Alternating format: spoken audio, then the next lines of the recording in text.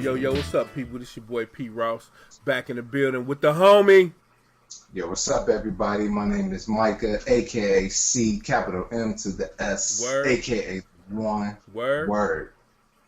That's right. And together And we together, are. Mm. Yeah, that's what's up. What's up, dog?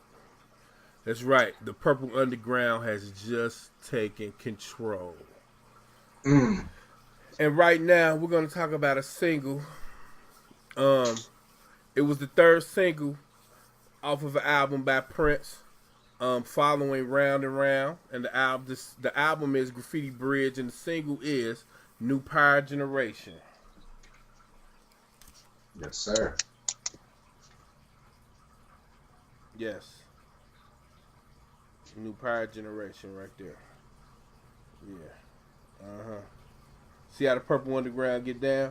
See what a cohesive unit we are? You know what I mean? It's what we do. It's what we do. You know what I mean?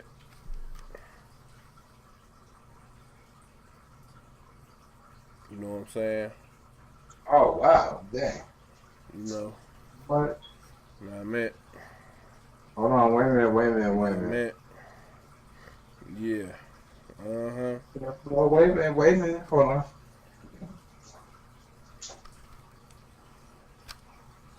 I forgot all about that one.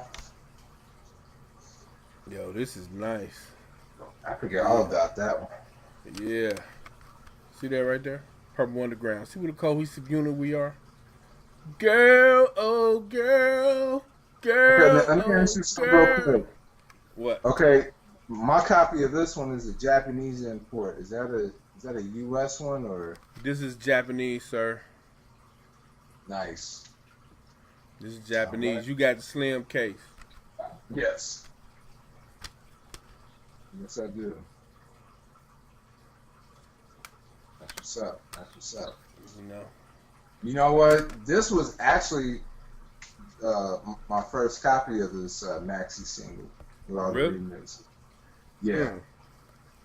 That's hot. That's hot. You know. It was released 2 months after the album and received a release around the world. The 7-inch and cassette singles contain New Power Generation Part 2 as the B-side, while the 12-inch and CD maxi singles contain several tracks which were given unique names and could be considered separate tracks, but built around the foundation of the song New Power Generation. Alright, a later template which he used for like Get Off. You know what I mean? As far as charts go, I guess you could say it did pretty well. You know, it reached number 5. It reached number 64 on the Billboard Hot 100, and it was on the chart for 5 weeks. It was on the Billboard Hot R&B. It peaked at number 27 for 11 weeks. It was in Belgium, Europe, Ireland, UK for a few weeks, you know. Right. So, but you know, what do you think about this track, CMS?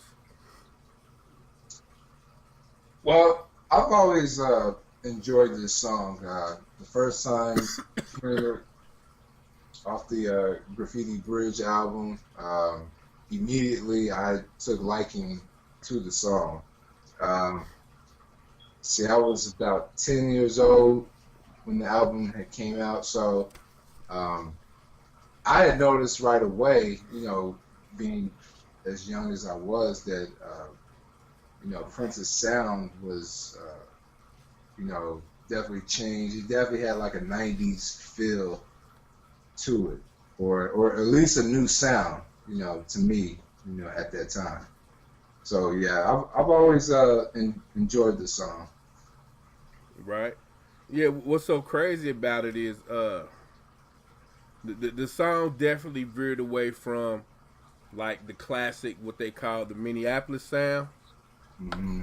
Um, like the Lindrum Right, machine. right. Yeah. You know, interesting enough, the Funky Weapon remix I thought was very hot. You know what I mean? Then we had TC's rap, Brother with a Purpose that introduced Tony M. Yeah. And interesting enough, it says Tony Mosley. They didn't cut Right. it short. You know what I mean? So, Mhm. then side two, you had Get Off, a, you know, the lubricated lady. Yeah. Prince was out the hook. And Love Left, Love Right. You know. Which was pretty much about a menage a trois, a Right, right. menage a threesome. Yeah, for sure. But yeah, I thought this track was funky as hell though. Yeah. You know what I mean? What I didn't understand, I know Thieves in the Temple had kind of caught on around that time with people, and they was playing it. Yeah. But New Power Generation didn't catch on that much. You know what I mean? I think I would have rather this had been the second single versus Round and Round. And don't get me wrong, I like Round and Round. But I think more Prince themed songs should have came out first. Right. You know what I mean? Because New Power Generation, I felt like could have been a hit.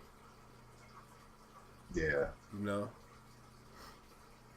Yeah, I was really surprised years later, reading how it did on the charts.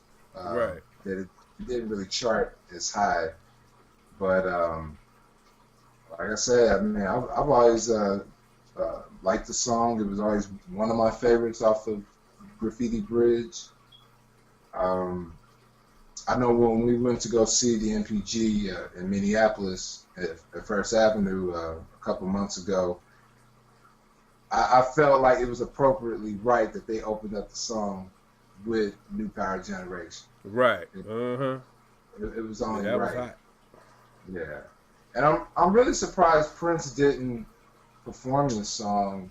Let's say during the this era on the new tour, or let's say the Diamonds and Pearls tour, but mostly I would say the new tour. New tour. Yeah, I'm really surprised he didn't put that in the set list. It should have been. It should have been. Yeah. You know.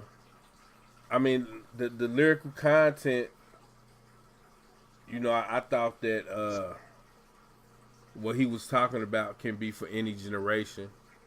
You know what I mean? Just be yourself and forget what anybody else think. You know what I mean? Right. Yep. You know. You know, so hot track, man. Hot track. Right. You know. So, what do you think of the some of these other alternate versions of the song "New Power Generation"? I mean, we already said the Funky Weapon remix is just fire. Right. So,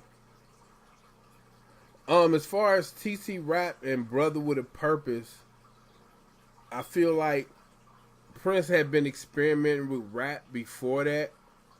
But I think that he gave it a serious attempt with those two tracks. You know what I mean? Especially with like two different artists. You know, who was from the Twin Cities. I mean, we go back and forth a lot about like over the years why Prince didn't work with, you know what I'm saying, rappers from like, let's say like your Ice Cubes or your Nas's and people like that. You know what I'm saying? I think that he was trying to bring the rap shit from Minneapolis to the forefront. You know what I mean? right. And maybe that's why. You know. And like with that being said, you know, I mean, I guess you always think of hometown first. Like he done collabs with people like Eve and Chuck D, Dougie Fresh. But like when he first started, man, I mean, I get it. Yeah. I understand. You know what I mean? Like, you know, if anybody was bringing hip hop to the forefront in Minneapolis, it would be him. You know what I mean? So, Yeah. you know, that's just my opinion.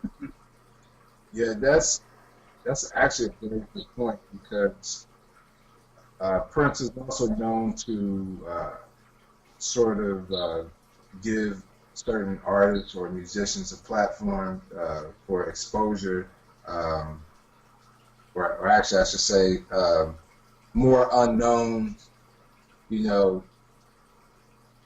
to where he brings them into his circle to where they get more familiar with the masses, Right.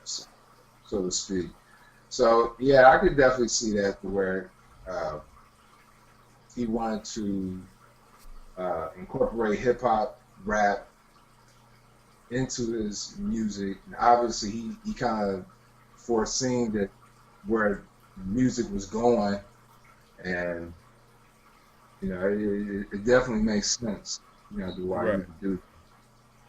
Yeah. You know, so all in all, New Power Generation, the single, is definitely one for the collection.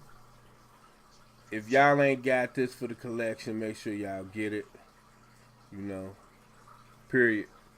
You know what I'm saying? A vital piece of Prince history, Prince musical history. You know, Oh so yeah, funky track.